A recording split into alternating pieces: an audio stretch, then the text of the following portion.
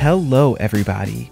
Thank you so much for tuning in to Theme Park Society, a place where we talk about guest experiences in our favorite destinations with a special focus on the sweetest place on Earth, Hershey Park in Hershey, Pennsylvania. We are also regulars at the Walt Disney World parks, so stay up to date with the show for your theme park knowledge and entertainment. Today's episode seems long overdue, which may sound a little strange coming from a show that's only been around for about a month. But if you've ever listened to our podcast before, you know how regularly I talk about the official HersheyPark app. I always tell you how important the app is and why you should be using it on every visit. Whether you are a first-time visitor or a HersheyPark pro, you are really missing out if you do not use the app regularly. I know that some of you might be thinking, you are probably wondering why we're making an entire episode around an app that most people already use. But hear me out. There are still so many guests entering the park without even downloading the HersheyPark app. But not only that, there are also a lot of guests who have the app but rarely use it in the park. So I wanted to take a bit of a deep dive into the app and really talk about its functionality and then talk about some of the benefits of using it regularly. If you are viewing this episode on YouTube, you will see visuals of the app in use. But if you are listening to this episode in podcast form, rest assured that the format of this episode can be followed along by use of audio alone. So stay tuned and let's talk about the official HersheyPark app. Let's start with the absolute basics, and we will keep this part brief. The app is free, of course, and you can download it on both iPhone and Android. I use the app on both device types, so definitely head over to your app store and get started if you have not yet downloaded the app. Now that you have the app on your phone, let's continue with the basics, and that is going to be park entry. You can purchase all of your tickets, season passes, and park add-ons right through the app. There is no need to visit the website for the purchase. The app will act as a ticket store in itself. Once you select your ticket types, the optional add-ons will be displayed below the tickets and you will be able to add these to your cart prior to checkout. You have the option to sign into your account, create an account, or continue as a guest. But you will be making an account if you're purchasing a season pass so that you can regularly access the season pass self-service account. On this self-service portal, you can access your digital pass, but this is also where full-size and king-size pass holders will be able to access the monthly rewards program. Speaking of season passes, you can also easily compare and purchase all season passes right through the HersheyPark app.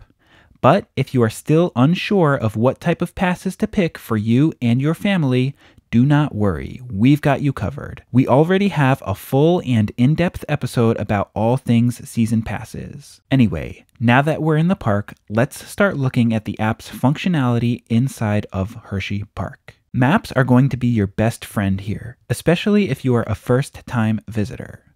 Within the HersheyPark app, we have access to both the HersheyPark map, the Zoo America map, and the parking lot map, which comes in handy on busy days when you find yourself parking super far away from the park gates. Once you open the map inside of the HersheyPark app, you have a lot of user-friendly filters that you can sort through.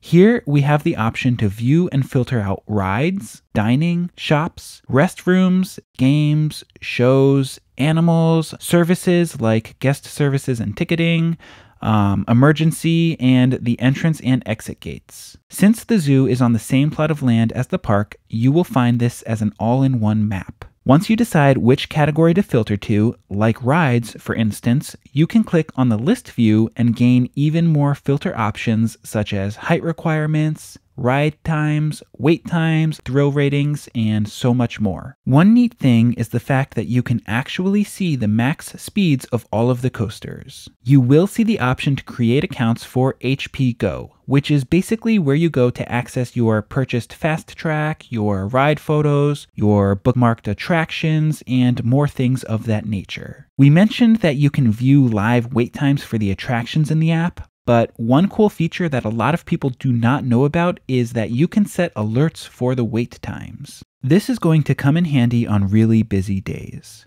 Basically, you set alerts for wait times that drop below a certain time limit. Let's say that Laugh Track has a posted wait time of 20 minutes, but you do not feel like waiting that long. You can actually head into the Laugh Track page on the app and set an alert to let you know when the ride drops below a 15-minute wait. Again, these alerts can be accessed in your HP Go account, which you can easily set up and link to your season pass without purchasing Fast Track or anything like that. This is a neat feature, but you may be all the way across the park when you get this alert, so do keep that in mind.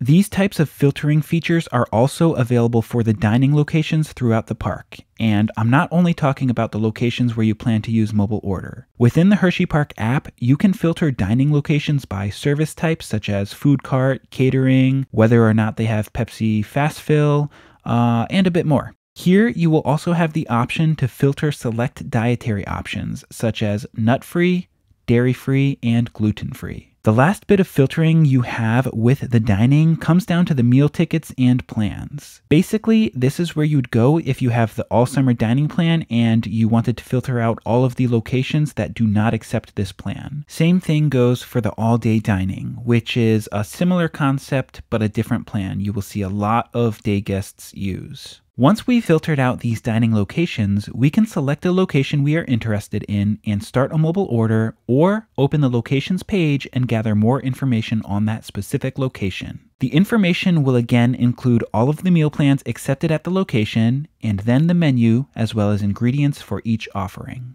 Also, you will be able to see nut-free, dairy-free, and gluten-free designations under select meals. You can also bookmark locations if you're interested, but that is not something that I typically do. At this point, I know what I want when I am at the park, and that's basically going to be Spring Creek Smokehouse day after day after day. Going back to the main map settings, we can filter for shops, restrooms, games, which will allow you to select winner every time and games value pack options. We can filter entertainment, which will allow you to select either Hershey's characters, shows, or both. We can also filter animals only for when we're in the zoo. You can then get a little more specific with the types from there. Then lastly, we have services such as guest services, ticketing services, cash to card kiosks, and a bunch more. And then we have emergency for first aid and lost children.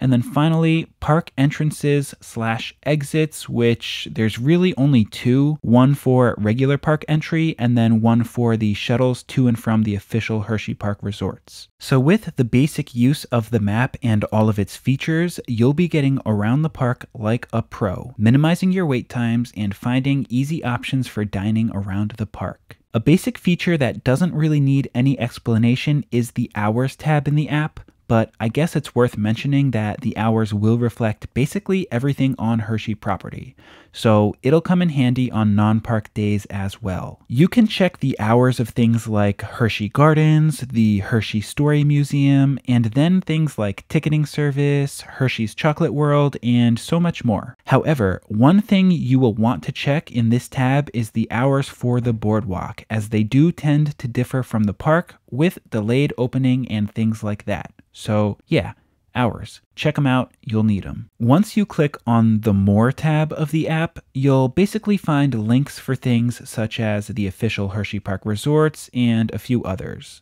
But here you will find the Frequently Asked Questions tab as well as the Accessibility tab, which are both super helpful. You will also have a little message portal where Hershey Park will be able to send the app users messages such as park updates, tips, and things like that. Currently, the one message that we have is titled Maximize Your Day, and it is talking about in-park Wi-Fi and location services. If you enable this, you should be able to use the interactive map feature that directs you to a specific location, such as a ride or dining location. But aside from that, I don't really remember any of the previous messages that were sent out, but either way, they are always something useful. Lastly, you have the search bar here, which will allow you to search basically anything within the Hershey Park app.